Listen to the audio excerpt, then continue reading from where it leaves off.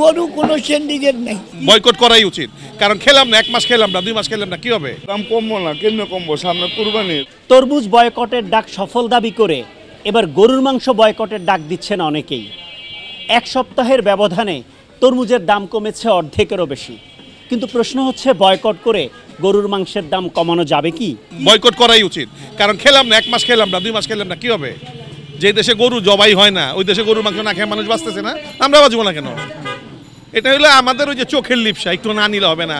বাপদাদা নিয়ে গেছে, খাই আসছি, বড় হয়েছি, এখন আমাদের খাইতে ইচ্ছা করে, এই জন্য খাইলাম না।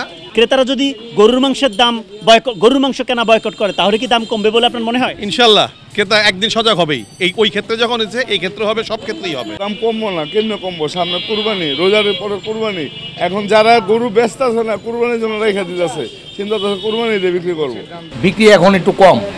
হ্যাঁ, এখন মানুষ দেখা গেছে আগে যেমন 2-3টা গরু কাটতাম, এখন একটা কাটি তো বিক্রি করতে করতে 10টা 11টা বেজে যায়, কিন্তু একটা কাটি আমরা শেষ করে ফেলাই। কত করে বিক্রি করেন আজকে গরুর মাংস? আজকে বাজার দর 780 টাকা রেট। অনেক জায়গায় তো এর চেয়েও কম বিক্রি করে, আপনাদের কি এর চেয়ে কম বিক্রি করলে পোষাবে বলে মনে হয়? অনেক জায়গায় এর চেয়ে কম বিক্রি করে, ঠিক আছে, ওদের সিস্টেম হলো ওদের কাছে, কিন্তু আমাদের সিস্টেম আমরা দেখা গেছে এমনি ঝুলাই বিক্রি করি, ওদের আর ঝুলাই বিক্রি করে না, ওরা মিক্স।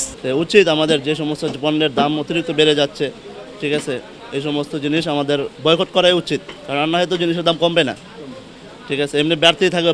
আমরা জনগণ কিন্তু সেভাবে মানিয়ে নিচ্ছে। তরমুজটা হইলো খেতে হয়, ওইটা সিন্ডিকেট হয়। গরু কোনো সিন্ডিকেট নাই, সিন্ডিকেট হয় না, হয় না আসলেই। আসলে গরু কোনো সিন্ডিকেট অনেক হাটে গিয়ে আমরা কিনে আনি। আমি এটা আমার বন্ধ না, আমি নিলাম না, আরেকজন গিয়ে নিয়ে নিল। এটার দাম বাড়ে কমে হাটের উপরে নির্ভর, এটা সব হাটের মধ্যে নির্ভর করে। তো আপনি খেপে যাচ্ছেন কেন? না, আমি খেপি না, আমার পথেই এরকম, আমার পথেই। এই মুহূর্তে আবার অনেকেই বলছে গরুর মাংস বয়কট করবে, এতে করে গরুর মাংসের দাম কমবে। আপনার কি মনে হয় গরুর মাংসের দাম কমবে? বয়কট করলে যেরকম সিন্ডিকেট করে, যদি খাওয়া সিন্ডিকেট করে, তাহলে তো কমবেই দাম, যে কোনো জিনিসের দাম কমে যাবে। আমি এটা খাবো না। একটা বেগুন কিনতে যান 80 টাকা কেজি হলে কিনবেন না, পরে দেখা যাবেন ওই বেগুন বিক্রি করতে 20 টাকা। কি ধরনের ভেজাল করে? আপনি কতটুকু মাংস কিনলেন? আগে ধুয়া যায়, ওইটা বিকতে তেলের টাকা ধুয়া যায়। হ্যাঁ, ওইটা দিয়া যায়, ওই ওখানে একটা হালাই দিই আমি, ওইটা আগেই সেট করে রাখে।